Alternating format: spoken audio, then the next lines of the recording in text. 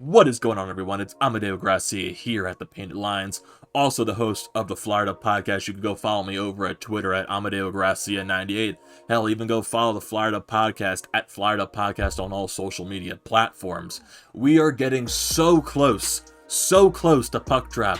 Opening puck drop for the Philadelphia Flyers 2021 regular season, and opening night against the Pittsburgh Penguins, 5:30 p.m. Yes, it's an odd start time. I don't care. None of us care. The only thing that we care about is Flyers hockey is back.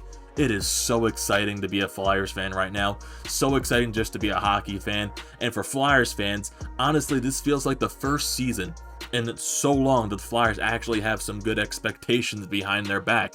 Last year, wasn't really that many expectations. They were probably going to be a tweener team, but then the team just got better as the season went along, and then they went into the playoffs in the bubble, and they made it to Game 7 of the second round. And the Flyers, I feel like this year, they're going to be a little bit better. I feel like this team, they like themselves. They like their chances, and they have a lot of confidence too. And that's really exciting. And there's a lot of people around media, around NHL media, that has the Flyers and they like them. And they have them in those top places in the division, making the playoffs, making those pushes for the Stanley Cup. And this honestly could be one of the seasons where the Stanley Cup finally comes back to Philadelphia for the first time since 1975. The Flyers have a lot of hype around them this season. And honestly, it's really exciting. Really excited to be a Flyers fan right now. So today we're going to go over the roster, the final roster for the Philadelphia Flyers, and also give some little predictions here for the Eastern Division and how everything might play out here on TPL. So it's gonna be a fun time. So let's get into some of these things right here. So like I said, 5:30 puck drop for the Flyers and the Pittsburgh Penguins. And just looking at this division entirely, the Flyers are gonna be playing every single team in the Eastern Division 8 times. That means all of their rivals. The Pittsburgh Penguins, Battle of Pennsylvania, Washington Capitals, New Jersey Devils, both New York teams in the Islanders and the Rangers. They play the Buffalo Sabres and the Boston Bruins and also the New Jersey Devils. That's a lot of teams right there that the Flyers are rivals with. It's going to make for some exciting hockey.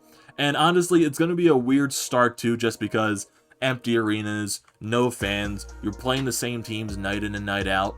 It's going to be weird. It's going to be a little bit to adjust to, but it's going to make for some really entertaining hockey. Just imagine seeing the Battle of Pennsylvania 8 times out of the year. Imagine seeing the Flyers playing the Bruins 8 times a year. And hell, the Flyers are playing the Boston Bruins at Lake Tahoe for one of the outdoor games this year. So that's going to be really energizing the rivalry right there as well. Very exciting time indeed. So it's going to be shaping up to be a very fun Flyers season. We can't wait for it. We are definitely going to live stream the Flyers game, their first game against the Pittsburgh Penguins, so stay tuned for that. But let's get into the roster right now, the final roster that the Flyers announced today. So let's go over the forward core right now. Your 13 forwards, so this roster is compelled of 23 players, 13 forwards, 8 defensemen, and 2 goaltenders. So let's go over the forward core right now. So you got number 11, Travis Konechny, number 12, Michael Raffl, number 13, Kevin Hayes, number 14, Sean Couturier, number 19, Nolan Patrick, number 21, Scott Laughton, number 23, Oscar Lindblom, number 25, James Van Riemsdyk, number 28, Captain Claude Giroux, whose birthday was actually this past day. And then you get number 48, Morgan Frost, who makes the team as the 13th forward, which is really exciting right there. Number 62, Nicholas Aube-Kubel, and the newly numbered 86, Joel Farabee. And your final forward will be number 93, Jake Voracek. Very deep forward core. If you're looking at the lines right now, you're looking at a line core of Sean Couturier, Kevin Hayes, Nolan Patrick, Scott Laughton as your 4 centers. Imagine the depth right there. And then not to mention the wingers in Lindblom, Konechny, Giroux, Farabee, JVR, Voracek. And you put a grinding line with Raffl and Nicholas Aube-Kubel. That screams depth. This is probably even more depth than the Flyers had last year.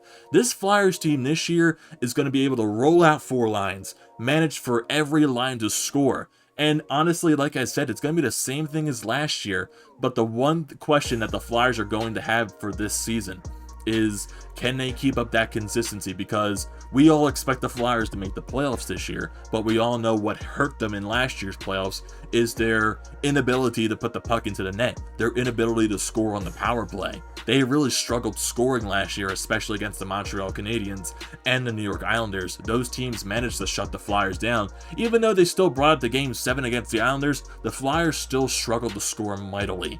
And even though the depth on this team screams they can score at all 4 lines, at all 4 levels, they need to find a way to keep up that consistency when they head into the playoffs. And that's going to be one of the major questions. And for players that you look to maybe break out on this forward core, Travis Konechny having a really poor playoffs last year, maybe has a chip on his shoulder this year. James Van Riemsdyk has been a healthy scratch in and out last season, especially in the playoffs. Maybe he has a chip on his shoulder because it's looking like a third line of James Van Riemsdyk, Nolan Patrick, and Jake Voracek. Imagine JVR playing with those people on the third line instead of grinding guys like Scott Walton and Michael Raffle. Maybe that'll help James Van Riemsdyk a little bit more. And also guys like Joel Farabee looking to break out this year. There's a lot of exciting pieces on that forward core. Definitely a lot of exciting things. Nolan Patrick, Oscar Lindblom. Definitely a lot of exciting things to see right there. So let's move over to the defensive core,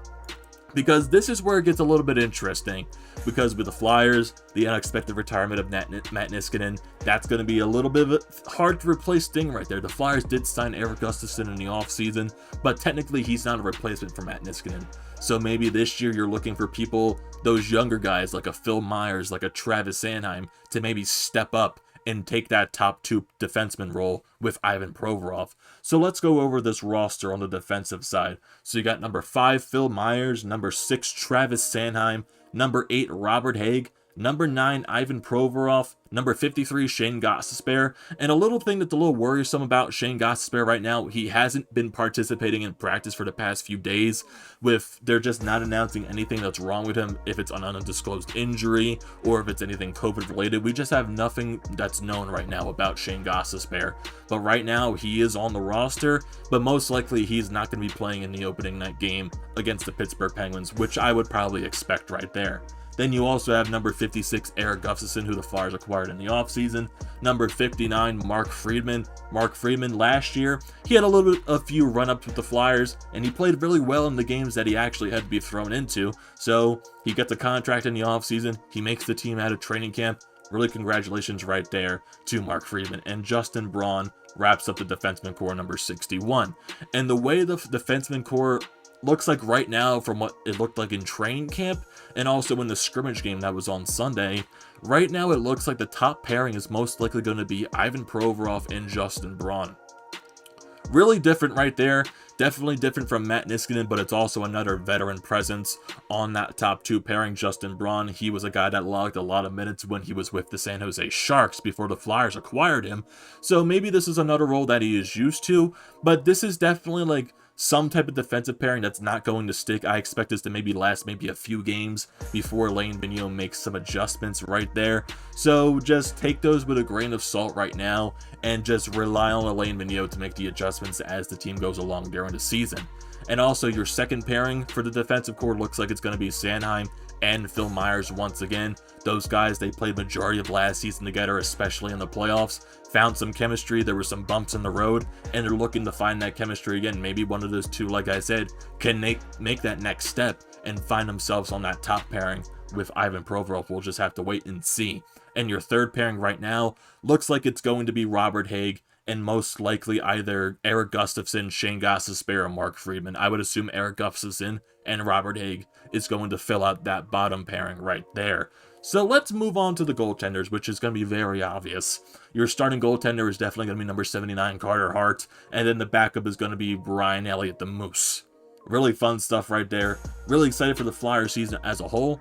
So let's get into these little predictions right here. We're just going to focus on the Eastern Conference right now. Keep it in the Flyers division. So like I said, you have the Boston Bruins, the Buffalo Sabres, the New Jersey Devils, the Islanders, the Rangers, the Flyers, the Penguins, and the Washington Capitals. I asked a couple of people over at TPL to get their opinions on everything, and we're going to make this a TPL prediction for the Eastern Division. Definitely. So we're going to put it first place. We're going to put the Philadelphia Flyers. The Flyers, they have a lot of expectations this year, and also Philadelphia bias. This is a Philadelphia sports channel, so why not? Let's have the Philadelphia Flyers at number 1. Let's go. Let's definitely do that. But we'll put at second place, we'll put the Washington Capitals. Washington, nothing really changed from last season. They lost Braden Holtby. They have a young goaltender in Ilya Samsonov. Peter Laviolette's now their head coach. Expect them to make some big noise. Let's put them in second place. Third place, let's put the New York Islanders. It's basically the same team from last season. Barry Trotz has a very tough system to play against. Watch them out in the Eastern Division. Fourth place, it's a little bit tougher right now, but I think I'm going to go the way with the Boston Bruins. The Boston Bruins, they're always a tough team to play against. They have that top line, one of the best lines in the NHL, that Bergeron, Marchand, Pasternak line, and they still have Tuukka Rask, Yaroslav Halak as the tandem in the net. It's always going to be a tough team to play against. But fifth place, I'm going to go with the New York Rangers. They're not there yet. They are a very young and exciting team, but I don't feel like they're there just yet. But they're going to be eventually. Watch out for the Rangers in the future. Sixth place, I have the Pittsburgh Penguins. I see them falling off a little bit just because they're getting older, and I don't feel like they have that much depth. They also lost Matt Murray, so that's where we're placing the Penguins. Seventh place, Buffalo Sabres. Eighth place, New Jersey Devils. These teams are definitely going to be better from where they were last season, but they're still not, I would say, there yet, ready to compete and making the playoffs. And that's your division right there for the Eastern Division.